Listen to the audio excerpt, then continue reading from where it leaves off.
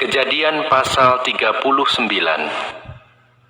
Adapun Yusuf telah dibawa ke Mesir, dan Potifar, seorang Mesir, pegawai istana Fir'aun, kepala pengawal raja, membeli dia dari tangan orang Ismail yang telah membawa dia ke situ.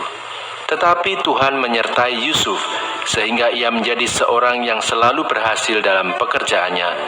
Maka tinggallah ia di rumah tuanya, orang Mesir itu.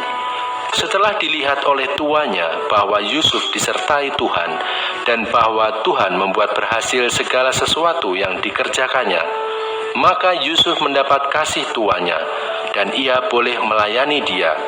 Kepada Yusuf diberikannya kuasa atas rumahnya dan segala miliknya diserahkannya pada kekuasaan Yusuf. Sejak ia memberikan kuasa dalam rumahnya dan atas segala miliknya kepada Yusuf, Tuhan memberkati rumah orang Mesir itu karena Yusuf, sehingga berkat Tuhan ada atas segala miliknya, baik yang di rumah maupun yang di ladang. Segala miliknya diserahkannya pada kekuasaan Yusuf, dan dengan bantuan Yusuf, ia tidak usah lagi mengatur apa-apapun selain dari makanannya sendiri. Adapun Yusuf itu manis sikapnya dan elok parasnya. Selang beberapa waktu, istri tuanya memandang Yusuf dengan berahi. Lalu katanya, "Marilah tidur dengan aku."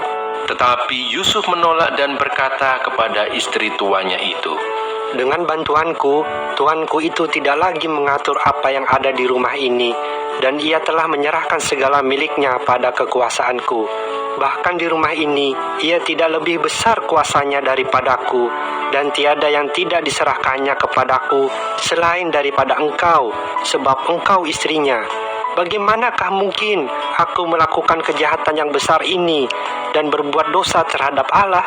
Walaupun dari hari ke hari perempuan itu membujuk Yusuf, Yusuf tidak mendengarkan bujukannya itu untuk tidur di sisinya dan bersetubuh dengan dia. Pada suatu hari, masuklah Yusuf ke dalam rumah untuk melakukan pekerjaannya. Sedang dari seisi rumah itu seorang pun tidak ada di rumah. Lalu perempuan itu memegang baju Yusuf sambil berkata, "Marilah tidur dengan aku." Tetapi Yusuf meninggalkan bajunya di tangan perempuan itu dan lari keluar. Ketika dilihat perempuan itu bahwa Yusuf meninggalkan bajunya dalam tangannya dan telah lari keluar, dipanggilnyalah seisi rumah itu. Lalu katanya kepada mereka, "Lihat, dibawanya kemari seorang Ibrani, supaya orang ini dapat mempermainkan kita. Orang ini mendekati aku untuk tidur dengan aku, tetapi aku berteriak-teriak dengan suara keras. Dan ketika didengarnya bahwa aku berteriak sekeras-kerasnya, ditinggalkannyalah bajunya padaku, lalu ia lari keluar." Juga ditaruhnya baju Yusuf itu di sisinya sampai tuan rumah pulang. Perkataan itu jugalah yang diceritakan perempuan itu kepada Potifar.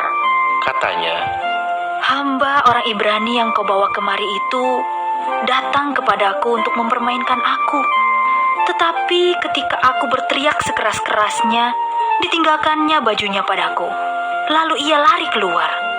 baru saja didengar oleh tuanya perkataan yang diceritakan istrinya kepadanya.